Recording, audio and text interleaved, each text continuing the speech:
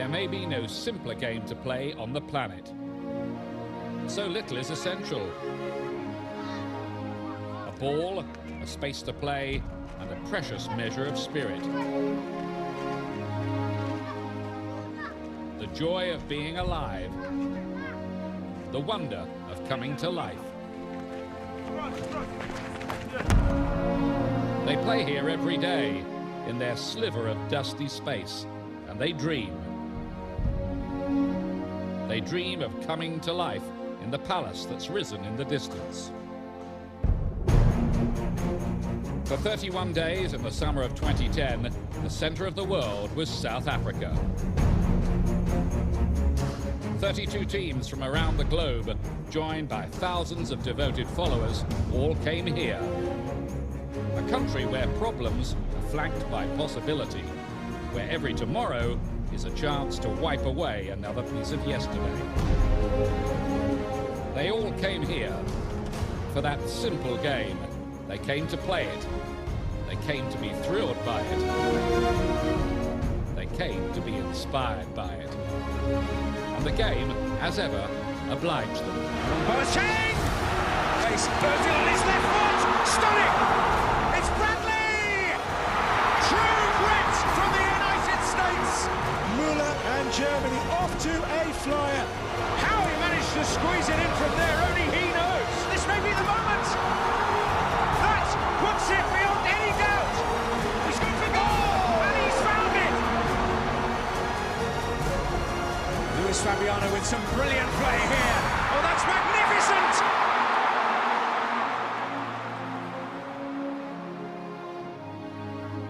In the summer of 2010, those palaces in the distance roared to life. Never had the dreams in the dust seemed so promising. A simple game, a beautiful game. The 2010 FIFA World Cup.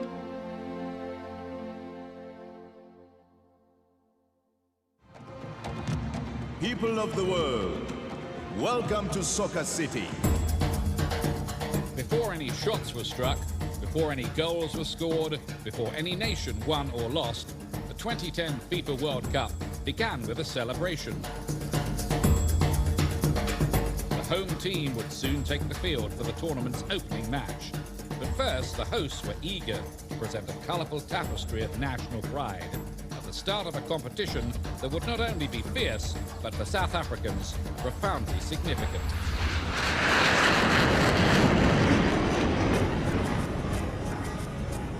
It was certainly an incredibly unifying event because you had white people wearing the South African shirt of the national team, which never happened before. They were not really, as a part of the demographic, naturally interested in football. The white sports there, more rugby and cricket, and the black sport was football. But it all kind of got swept up in this national euphoria. You did see an incredible joy, an incredible feeling of participation among everybody, not just in the big cities, but in the countryside as well. You have to be the best host ever. We've said all along we're going to show the world, you know, not only the football, but we've got to take them out. We've got to party. Let's show them tradition. Let's show them the food. Let's show them the country. And that's what we wanted to do. We've never been so excited as a country.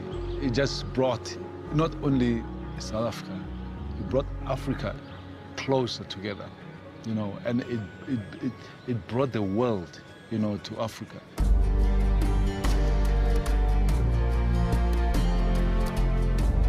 At 4 p.m. on June the 11th in Johannesburg, Bafana Bafana took the pitch to a deafening roar at Soccer City. A nation waits, a nation hopes. Responsibility resting on the shoulders of 23 young men to fulfill all their dreams. The difficult thing for South Africa was that this is probably one of the worst South Africa teams, you know, since the end of apartheid. And yet there was so much excitement, so much love for them. It was incredible. It was just 3 days of non-stop vuvuzela action. The incessant drone of the Vuvuzela will be the permanent soundtrack to this tournament. Love it or loathe it. And if you do loathe it, well, you'll just have to get used to it. Thousands of people on the street just blowing the Vuvuzela every hour of the day. I remember there was so much emotion. You know, the atmosphere before that, the build-up. Everybody was so excited. We couldn't still believe that it is here. When the team ran onto the field, I had goosebumps. We couldn't contain ourselves. We were like so excited, like everybody else in the stadium. There was so much energy. I just wanted to absorb the whole atmosphere.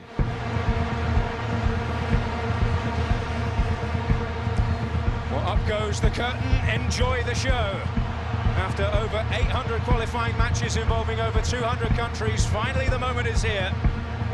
The first of 64 matches to decide the destiny of the 2010 FIFA World Cup, a World Cup with so many new dimensions. Tuala's challenge. This is Torrado. Aguilar. First real threat on the Bafana goal, and a chance! Oh.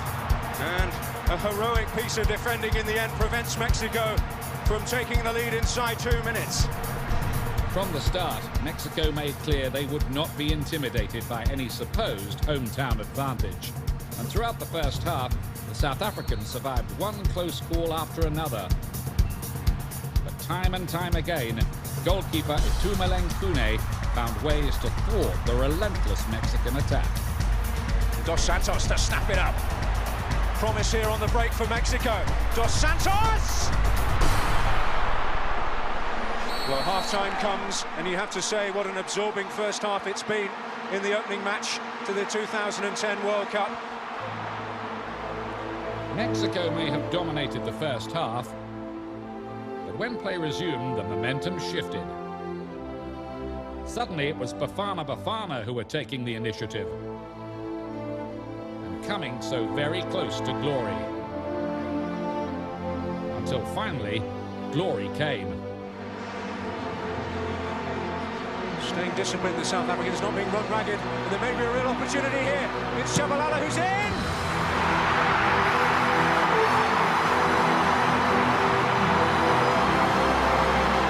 Sipiwe Shabalala ignites the fuse!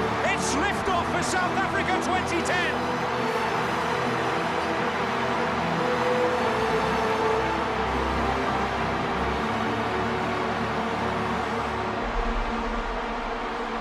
That was worthy of the first goal of the World Cup in South Africa by one of the best players that plays around in this country.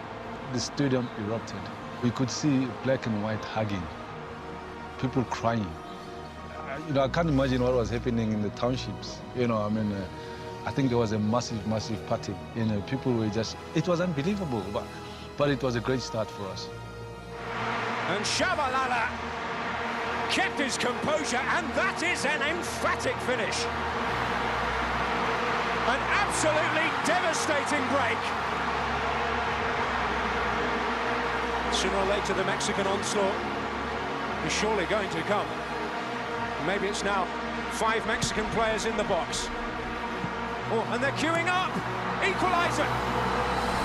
It's Rafa Marquez who's done it for Mexico. They've gate-crashed the party. Well, in their hour of need, one of their most famous and influential names has delivered for them.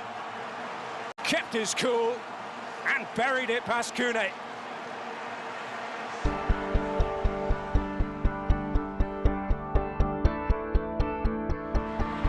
We're in the 90th minute. And Mpela giving chase here. It's a real chance for South Africa. Oh. In that moment, perhaps South African hopes of victory have gone.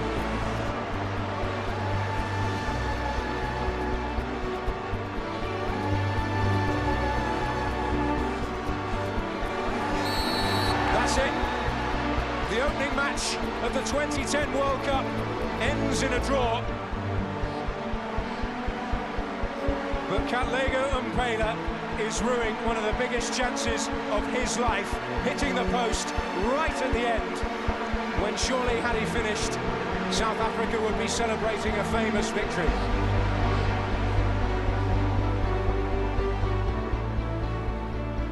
We knew that the important thing is to win the first game, but with the quality that we had in the field, you know, I don't think it was about that. It was about the spirit, the team spirit, you know, because you don't need any more incentive than being on the field in front of the crowd. The South Africans were so excited and it was so infectious. You, in the end, wanted South Africa to win because you wanted them to experience that kind of euphoria and that wave of emotion, and it was great. It was a great start to the World Cup, and I think it really set the tone for the rest of the tournament. The opening match of the FIFA World Cup had lived up to expectations and then some. More heart-stopping moments awaited in group play, featuring 32 teams in a round-robin format, vying for just 16 spots in the next round. Nations big and small, the world's most celebrated alongside unheralded hopefuls, all looking to survive a tournament that had sometimes defied any logical notions of predictability. One of the things you noticed from the group stage was how good Argentina looked. Back to the future for Argentina and Diego Maradona. Familiar World Cup foes for him in Group B. As soon as Maradona came in, he gave everybody a renewed sense of confidence. He put his arm around everyone, he made everybody relax, and it was clear that they always had the potential to play wonderfully free-flowing, attacking football. It's Diego. And when you talk about Diego, you confound logic. You know, you can't apply man's wisdom to God's wisdom. Oh, running at them again and threatening them again. It's a brilliant run by Messi. Oh, and Higuain could not capitalise. Oh dear. Oh, that's terribly slack. It's Tevez. Can't afford to give away gifts. Messi! The first test for Enyama, and he passed it. Veron's corner. Oh, and it was Caviezel! Fabulous start for Argentina. This is Messi again. It's an excellent run. Well, Messi's in the mood. And when Messi is in the mood, and you're the opposition, you're going to have plenty to worry about. Enyama again is having a special afternoon. Vincent Enyama's special afternoon was the only thing that kept Lionel Messi and Argentina from running riot. But the early goal stood, and Maradona's much scrutinized unit began the tournament with a victory. It's finished. Argentina 1, Nigeria 0. I think the first week had a lot of everything because, you know, you had Brazil taking on North Korea, which, you know, was just a remarkable thing nobody had any clue about. North Korea hadn't been on the big stage since 1966. Well, it's a who's who against, frankly, who knows? It's Elano. It's Maicon to drill it. Elano! 4 in the area here for Brazil, but Maicon goes for goal. This is Kaká at the head of it. Robinho trying to stay onside and does. Great opportunity, but flashed wide. Robinho well arrived with his effort. The sides went in at half-time with matters surprisingly scoreless. But 10 minutes after the interval, the Seleção awakened with a typical piece of Brazilian brilliance. Elano on for Maicon to pull it back. Oh, he scored! That's amazing! How he managed to squeeze it in from there, only he knows. And the Brazilians find the breakthrough in spectacular style. Robinho. Or through for Elano, chance for a second, and it is. North Korea sliced apart, and that should ensure the victory. Still, the North Koreans weren't out of surprises yet. Oh, yes! Brilliant goal! With Ji Yun-nan's goal in the match's closing minutes wouldn't be enough. And Brazil, the most successful World Cup team ever, made do with a 2-1 victory in their Group G opener.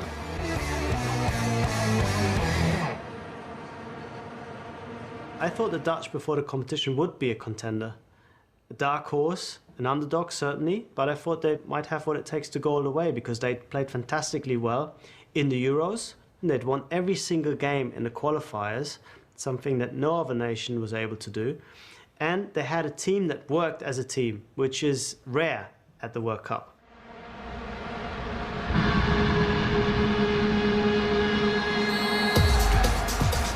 Huge expectation that often accompanies the Dutch into a major tournament. And this group you wouldn't have thought would be overtaxing for a side whose attacking talents bear comparison to the best here in South Africa. But with star winger Arjen Robben on the bench nursing an injury, the Dutch started sluggishly against the Danes.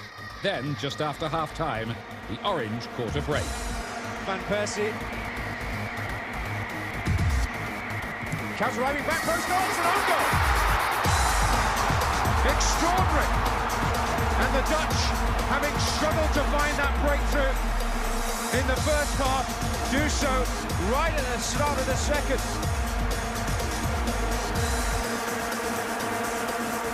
What the Dutch may have been lacking for in precision, they made up for in thorough perseverance and sheer force.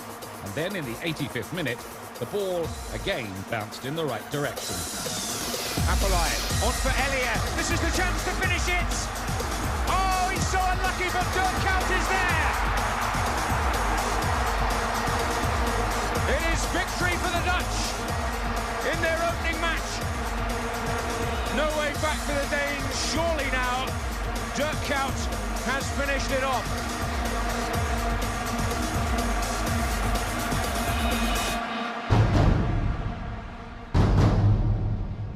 Germany counterattacked at the World Cup. They counterattacked very, very well, but what they basically did is they sat and they counterattacked. Chipperfield once more given away.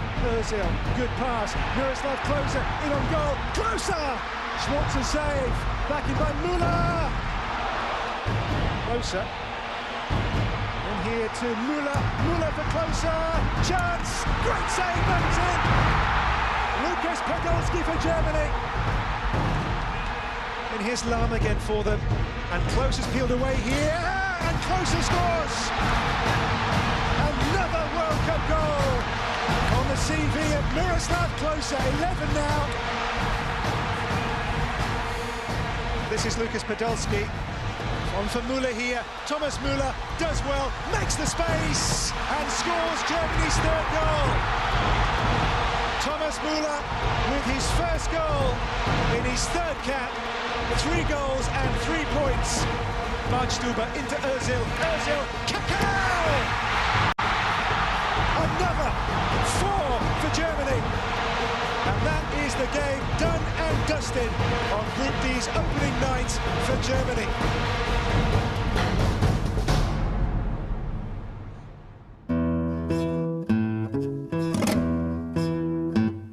I think Spain did something very smart. They decided that we're going to play one specific way because they figured we're not physical enough to play any other way, so let's just monopolize the ball. And this system is going to see us through.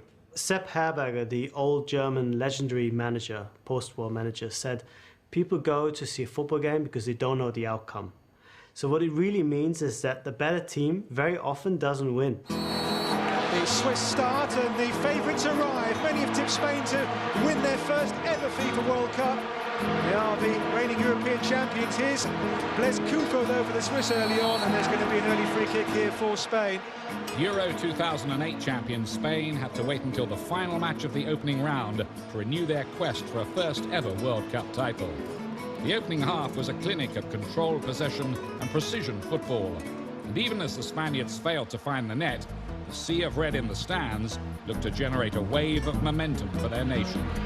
Silva for Villa, neat and tidy here by Spain. David Villa, the danger man here. David Villa still. Too long for Xavi. Dirdiok away. Comes back out to Iniesta here. It's Piqué onside. Gerard Piqué. Good save Benaglio. First real chance of the game there for Spain, and the centre-back Piqué denied by the goalkeeper's block.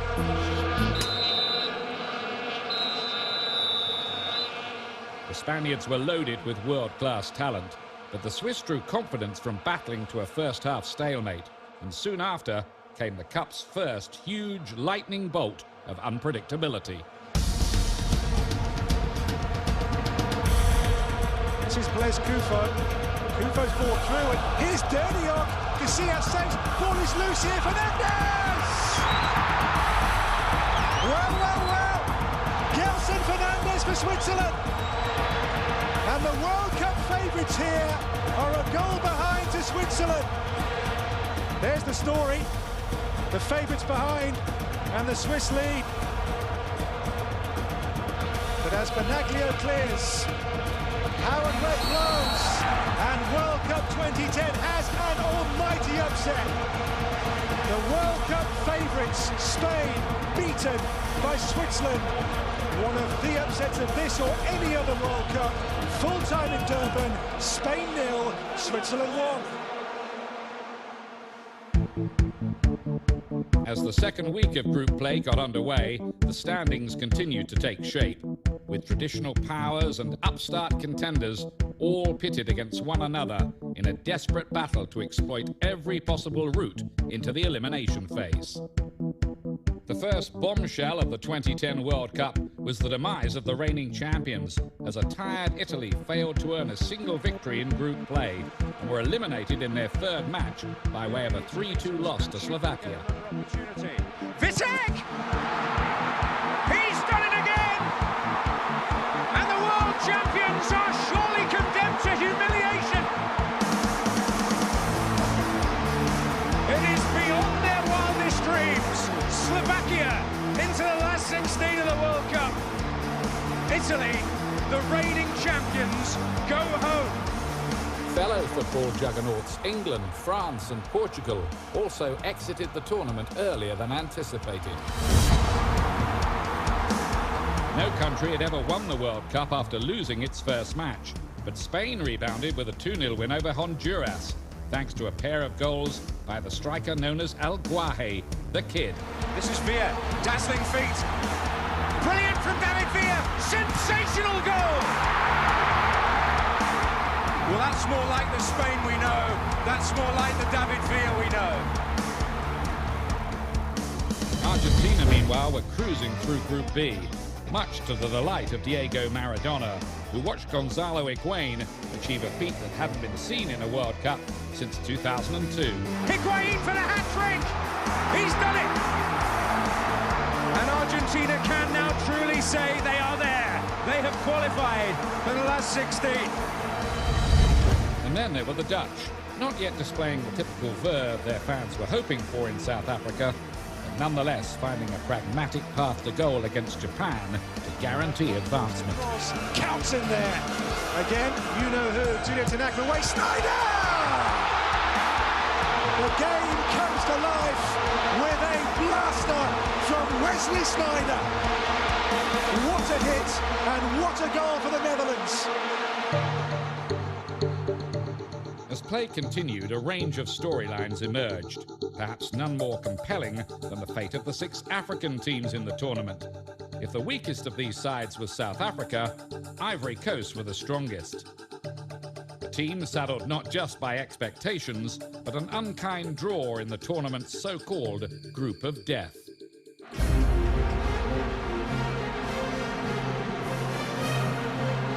This is Robinho.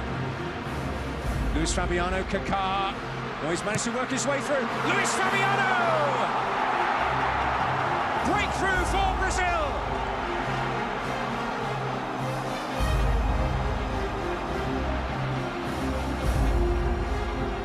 Luis Fabiano with some brilliant play here. Oh, that's magnificent! Goal of the tournament so far from Luis Fabiano, and it will take some matching.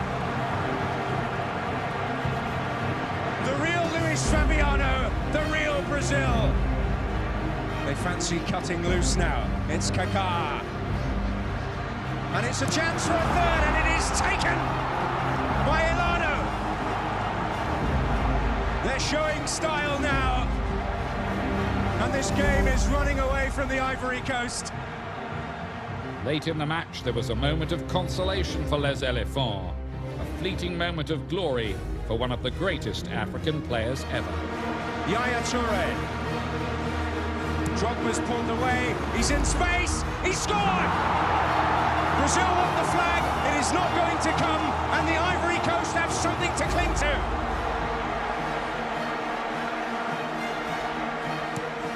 And Stéphane Lanois brings it all to a close. Brazil have done the first part of the job. Didier Drogba gave the Ivory Coast some hope with his first goal of this World Cup. Then it all exploded. Full time at Soccer City. Brazil 3, the Ivory Coast 1. Another African side struggling to advance in South Africa were Nigeria, who were left needing a victory in their final match of group play against South Korea to advance.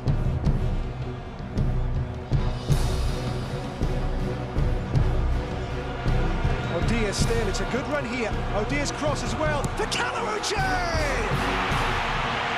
The Super Eagles take wing. Calarucci's second goal of this 2010 World Cup. The early goal boded well for the Super Eagles, but as quickly as momentum came, it was booted away. Ki Sung-young on this free kick then. In by Ki Sung-young, great delivery! Equaliser!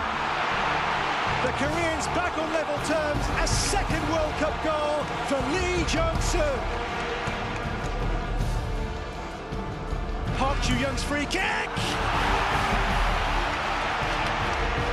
And from one goal down and potential elimination, the Koreans lead by 2-1 and now have 1 foot firmly in the last 16.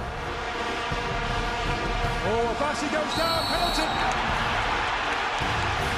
Yellow card for Kim Nam-il. And more pressingly, a Nigerian penalty.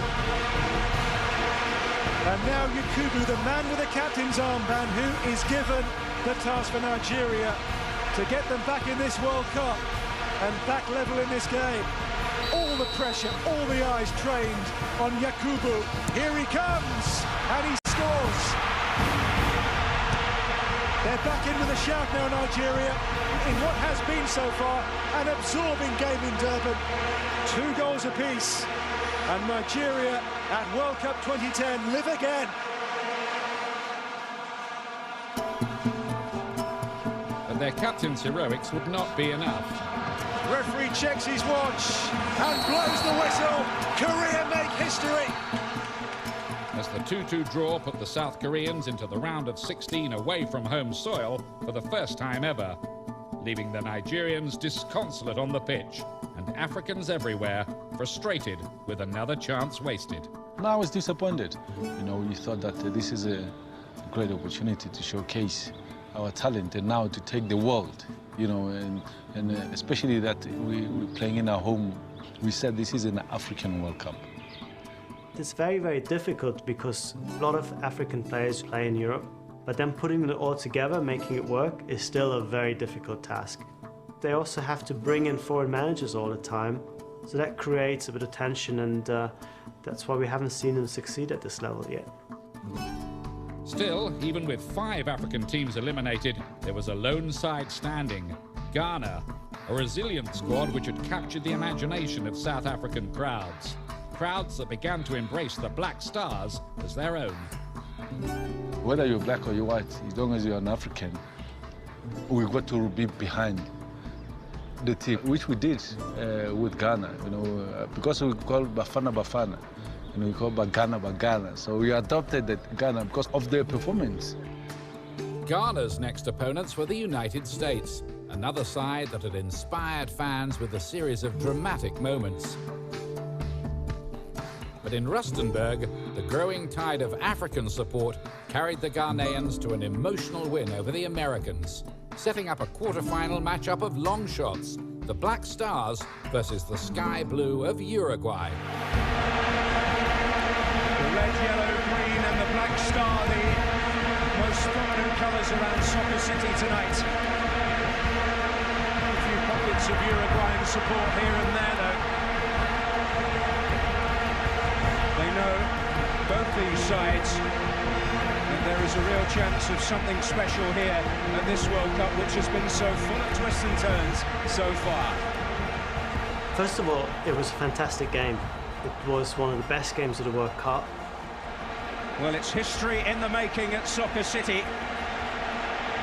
An African dream could be realised or shattered.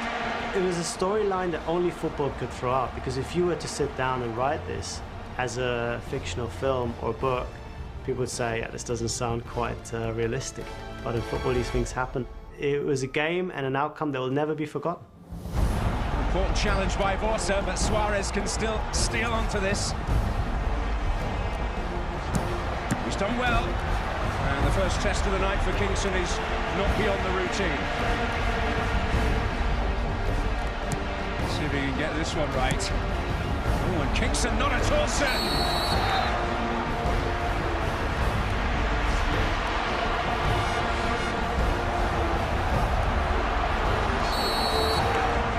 And they get this one right. Forza! This is Asamoah. Searching ball, which Montari can attack. This is Inku. On Boateng! Oh, well, that would have been a moment we would have been replaying for years. Did that come up? The near misses continued from all angles as the first half wound down, each side seemingly finding ever more creative ways to misfire. Until finally came a twisting strike of brilliance. Montari sets his sight. Oh, sensational! The goal Ghana craved, the goal all Africa hoped for, and it has come in some style. The man who was nearly sent home has sent a whole continent into delirium.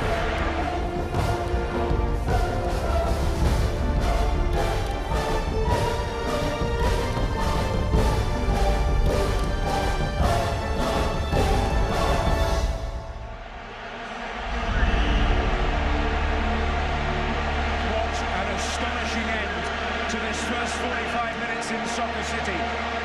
Montari's goal at the end of a first half which Uruguay really dominated at the outset, but suddenly it was almost like they flicked a switch and Ghana have created chance after chance, and now they have the lead.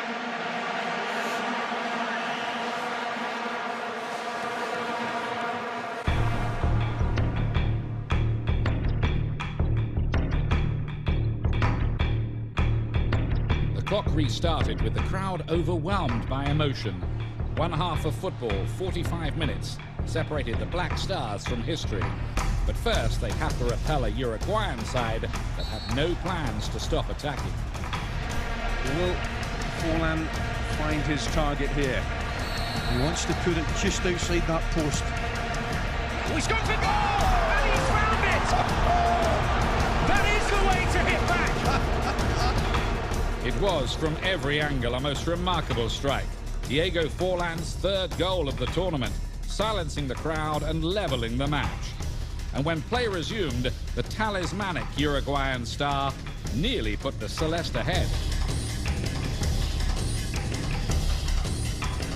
From there, the tension only heightened, each side knowing the next goal would likely be a ticket into the semi-finals.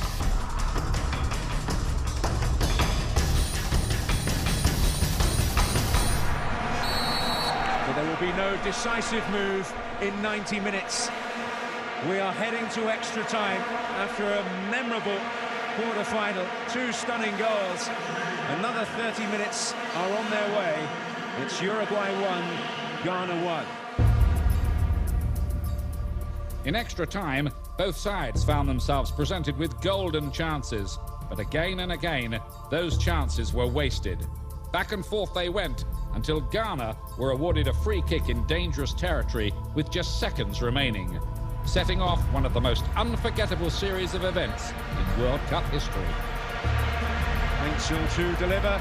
Oh, and Muslera's got to get there, Apiamos! Extraordinary! Oh, surely a hand!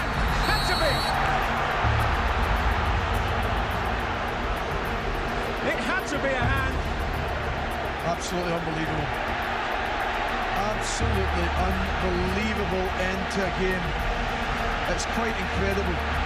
Luis Suarez sent off right at the end. They actually should have scored in that goalmouth action there, and Suarez has handled the ball. But it's an incredible, another start, just checking here, we see it again. The ball comes across, it's flicked on.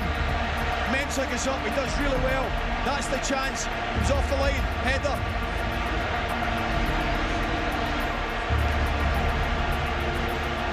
Penalties look like they could well be the way to win it. Asamoah Gyan with the most important single kick of his life. This place is going to erupt. Oh, that is amazing! That is amazing! Well, never will you come as close as that to making history and fail. I think he was just unlucky because it was only about 10 centimeters too high, or even less than that. It was cleanly struck, it wasn't a save, he hit the bar. The even more incredible thing for me is he actually takes a penalty in a penalty shootout, which you would have thought, this is the last man that you now want to also take another penalty. And there were some incredible pictures of him shivering almost and in tears after missing that first penalty, and you think there's absolutely no way that the Ghanaian coach will let him step up again.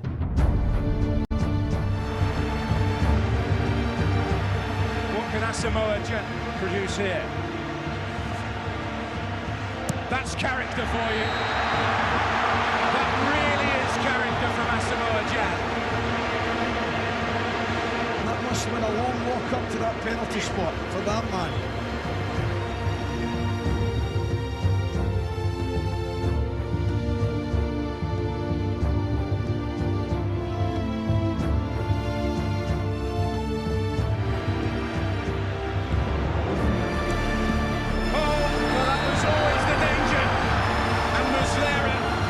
Soccer City to near silence. He's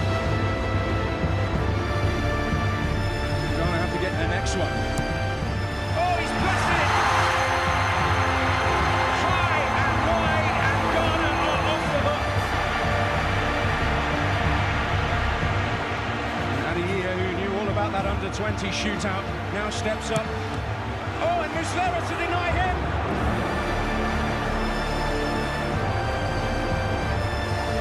Sebastian Abreu to send Uruguay into the semi-finals of the World Cup for the first time since 1970.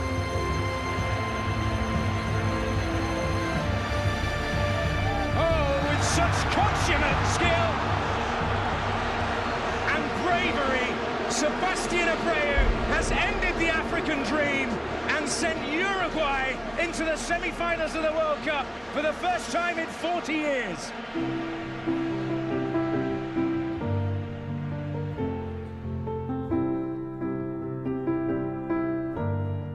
Who does a World Cup belong to? A host nation? A continent swelling with pride? Or is the tournament universal property, shared by every team, every player, and every person who watches these matches and can't help but feel something?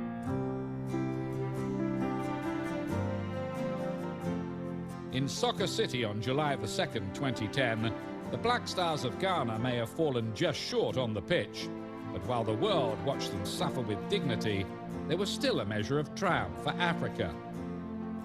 Victory in a struggle that had united a proud continent, and satisfaction in staging an event that had yet again brought people all around the world to the same place.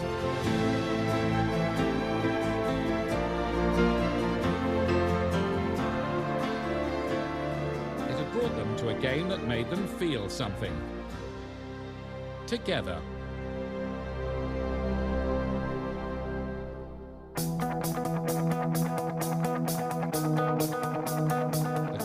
Of competition at the 2010 FIFA World Cup only intensified as the elimination rounds continued. including a rematch of a round of 16 contest from 4 years earlier. The birth Mexico, I'm sure, gives Diego Maradona a rather warm glow inside, but Argentina is a reminder of 4 years of pent-up hurt for the Mexicans, and revenge will go a long way to proving what many believe, that this is their best ever World Cup squad. Now Messi, right in his dangerous territory. It's Tevez, great goal-kicking Perez, but Messi is there, and Tevez will finish it off. Oh, it's an absolute gift, and Higuain is going to take advantage. Oh, Mexico have fallen apart here. Tevez with a bit of space. Bernardo Osorio quickly closing him down. Great! Oh, stunning! Simply stunning from Carlos Tevez. They have pressed the self-destruct button, and Argentina have clear daylight now.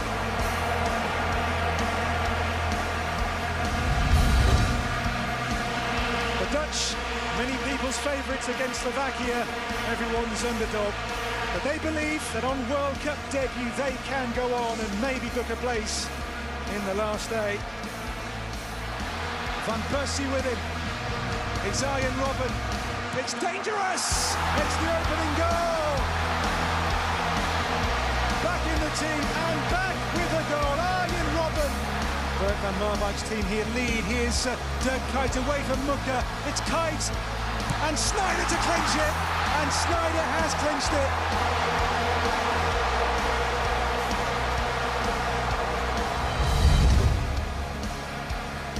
10 minutes to go. This is Iniesta, ghosting away from all of them. This is the moment for Pedro! Oh, extraordinary, it's Villa! And finally in! Absolutely incredible! It's Spain who advance. David Villa, Spain's man of the moment, finally decided it.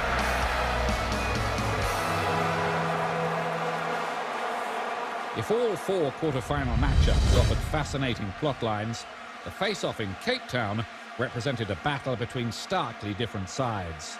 A collection of exciting young German talent that had already displayed unlikely maturity and tactical prowess, and the dynamic, potent attack of Argentina, prodded by one of football's immortals. It was funny because Maradona, before he got to the World Cup, said, I have all these good players. I have not so good players at the back. I'll just give the ball to the good players as much as possible and hope that they will occupy the opposition to a point that we're not going to get attacked ourselves. It just didn't make any sense. There was no logic to it. You know, it was dare I say, suicidal. But that's Diego, and you wanted Diego to go and succeed. And I think Diego Maradona said it's God's will that Argentina will win. So maybe he did something to change God's mind just before the game, I don't know. As away we go. In Cape Town today, a favourite will fall. Argentina, twice world champions. Germany, 3 times winners. Only one can reach the last 4 in 2010.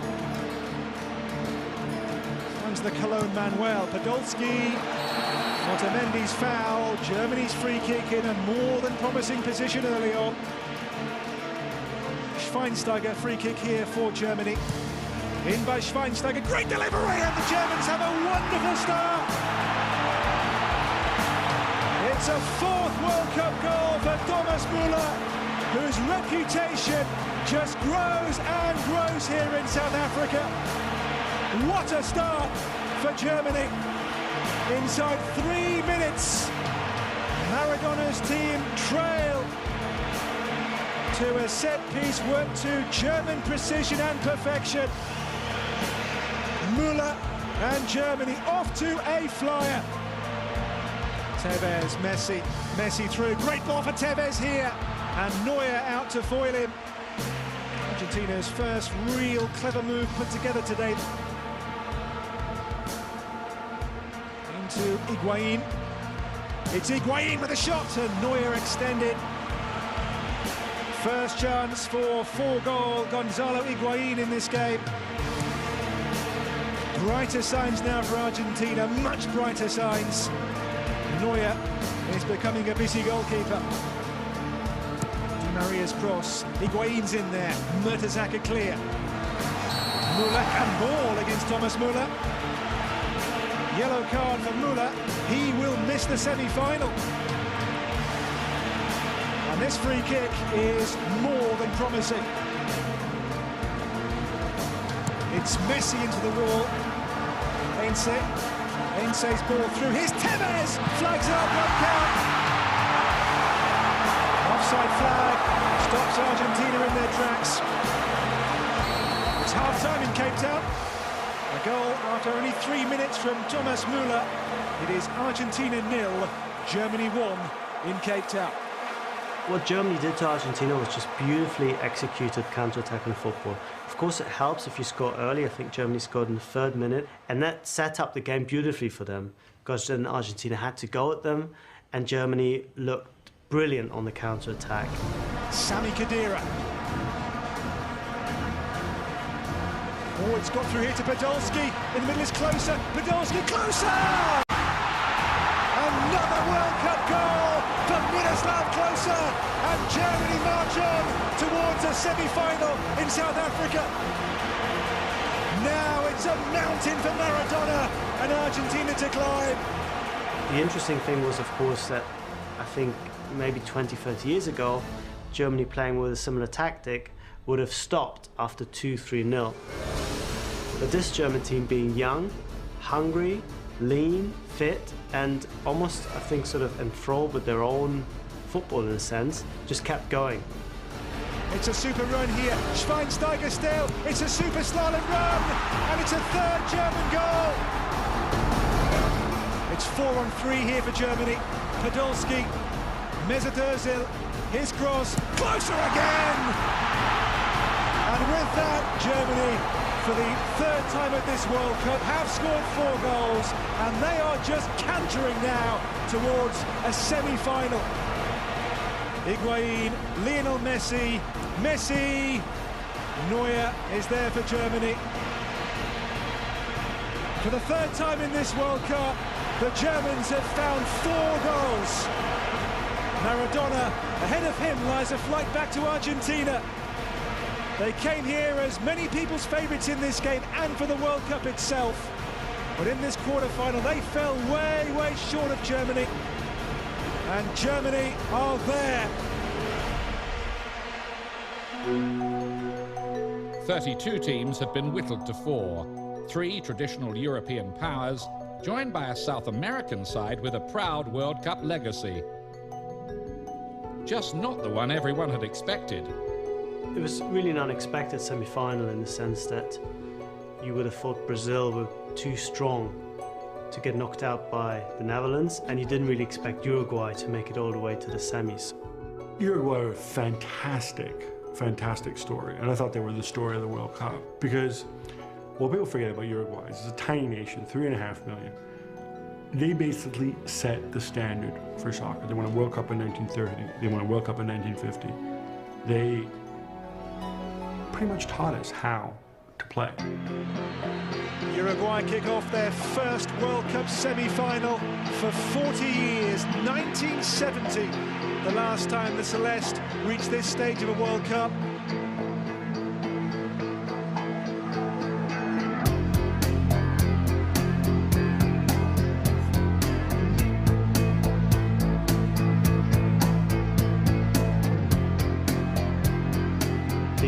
Perceived wisdom for a World Cup semi-final is that things get very tight, people are very, very nervous, everyone's afraid to lose this game. Alvaro Pereira looking for Forlan with a header. But Uruguay, who'd been quite defensive before, actually started to go for it, and of course the Dutch going forward we always knew were going to be a big threat. Now it's Kites, Bobble, little dummy ahead of Gargano, into DeZeo, now it's Sneijder. Van Bronckhorst, oh, great hit, fabulous goal! The captain, it's lift-off for the Netherlands. Giovanni Van Bronckhorst with a semi-final scorcher. Every little break in that game went Holland's way. Holland's whole game plan in this World Cup was everybody back, it's defended numbers, let's have 2 guys who are extremely physical, and one of them, in my opinion, downright dirty. And even then, Uruguay keep it really tight. Forlan. With him is Cavani. It's Diego Forlan for Uruguay! The captain, the talisman, the man who gets the Celeste back on level terms in this semi-final. There's the half-time whistle from Ravshan Irmatov. Diego Forlan, the stand-in captain in Lugano's absence, has given the South Americans half-time hope in Cape Town. A really good first half in a really open semi-final. Forlan again had a fantastic game. He of course was voted the best player of the tournament afterwards, and I think this semi-final had a lot to do with him ultimately winning that accolade. But the Dutch were, for me, clearly the superior side.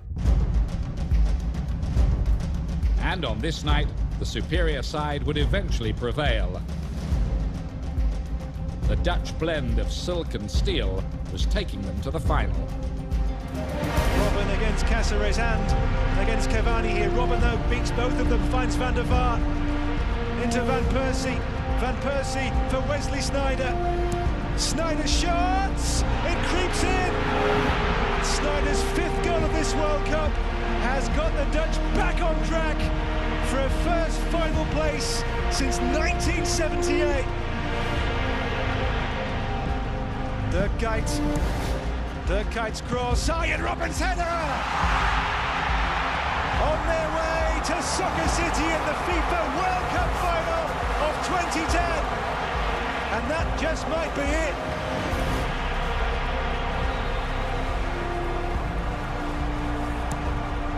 Here's Maxi Pereira for Uruguay, who will go for goal and will score. In stoppage time, there is hope again. Maxi Pereira for Uruguay, and it's 3-2. Well, I wonder if we are set fair for one of the great World Cup climaxes. Maxi Pereira here, his first goal in 43 caps, gives Uruguay just a glimmer of World Cup hope again. In by Muslera. Whistles in the referee's mouth. Abreu flicks on. It's Fernandez here. Can he turn? He almost found Victorino. Cáceres gets the cross in. Kept alive here by Edinson Cavani for Uruguay. And that is the final whistle. The Netherlands have done it. A first World Cup final since 1978. One or two heated tempers boil over at full time. But the celebrations can begin for the Oranje, where they'll face either Germany or Spain in the final of FIFA World Cup 2010.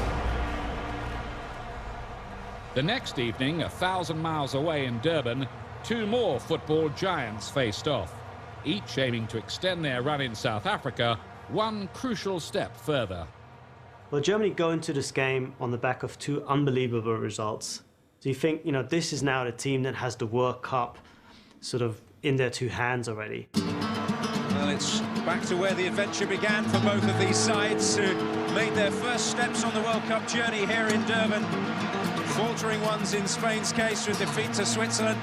Germany will hope their experience here is once again a happy one after running riot against Australia in their opening match. Spain are so good, they're on a different level. They monopolize the ball, they play against what was the best team so far in the World Cup. They make Germany look really, really ordinary.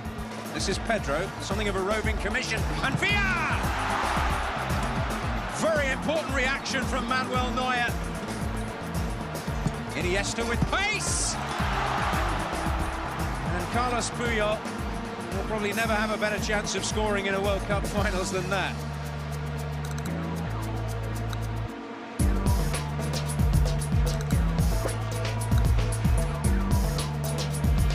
I think the sheer brilliance of what they're doing is breathtaking, because every time you pass the ball, you've got two chances to get it wrong. One, the pass can go astray, and also the guy controlling the ball can get it wrong. That's why it's so difficult. That's why no one else actually plays the system. This is Pedro, might as well have a shot. Manuel Neuer's hands are safe. in a first half which has seen few clear-cut chances. Certainly Carlos Puyol will feel he should have buried his with a free header from Iniesta's cross. Germany have had to rely on the counter-attack for the most part, and they've looked threatening when they have. Half-time, it's Germany 0, Spain 0. I thought Germany defended so well that already by the end of the first half, even though it was scoreless, you could see Spain potentially had another gear and Germany were maxed out. They played below the level that they could have played at, but much of that was a function of Spain being so brilliant. And from on high has come. The second half of the second semi-final gets underway, and Spain mean business from the outset here, with Pedro making a lively burst. This was probably one of the best team performances that I've ever seen in a World Cup. From start to finish, just a controlled, beautifully balanced, poised show of football.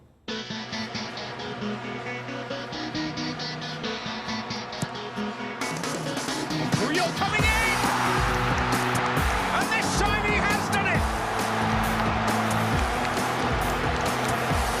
And Spain now on the brink of their greatest glory yet.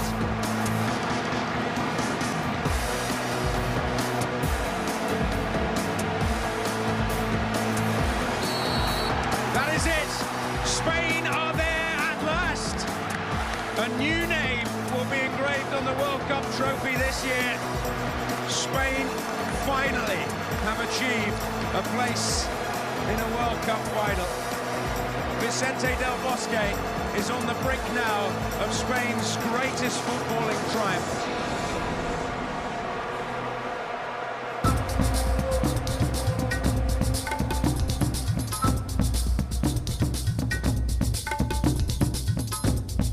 After 63 matches, 144 total goals, and countless moments of exhilaration and exasperation, at last, the FIFA World Cup final had arrived.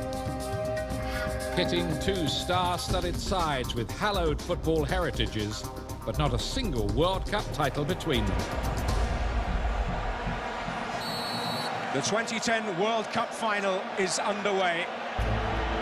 Which of these two great footballing nations will achieve their long-held ambition tonight? It's the third time of asking for the Dutch in the final. For Spain, they are breaking new ground. The fact that Spain managed to get through, not changing their system, not deviating from their path, made them ultimately realize that, you know, what we're doing here is right.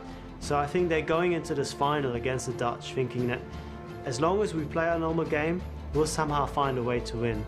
I'm not going to blame Holland for going out there and pushing the envelope and being physical. I mean, anybody who's played any kind of sport will tell you, you do what the referee allows you to get away with. If somebody commits a foul that's worthy of a red card, he should go. And so you had a game where the atmosphere just got tenser and tenser.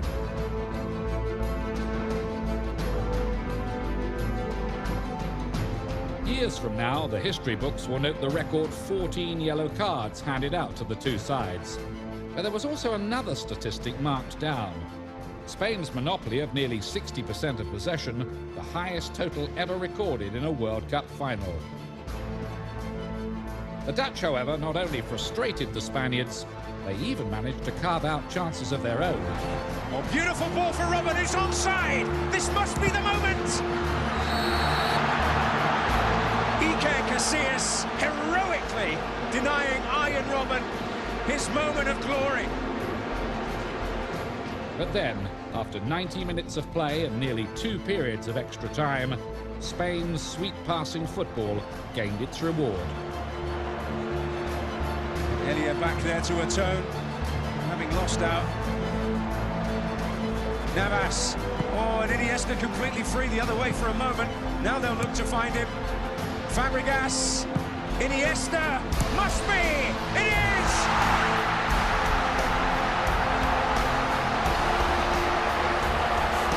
It's a goal for Spain!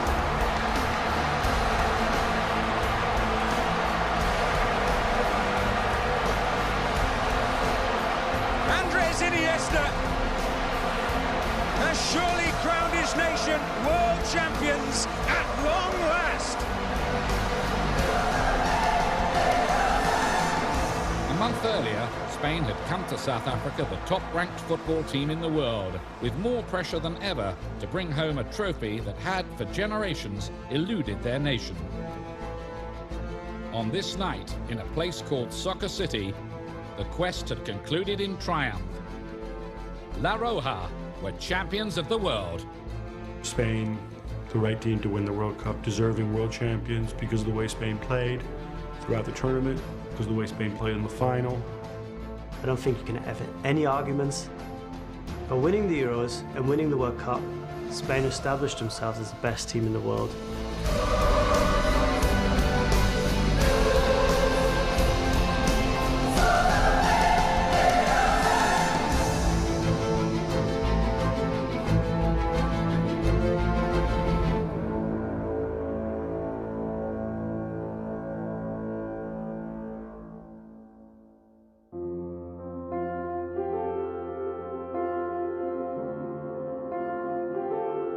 The 31 days in the summer of 2010 had ended in historic fashion.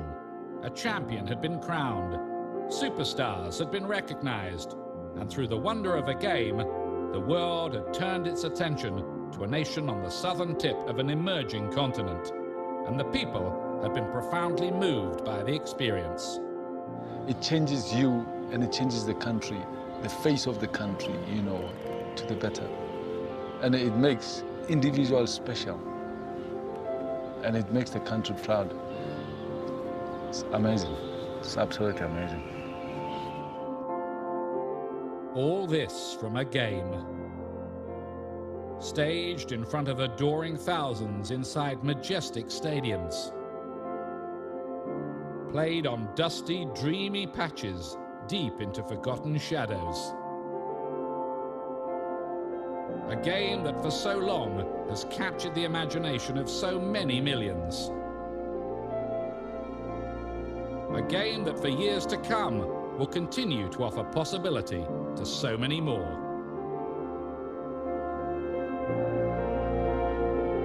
A simple game.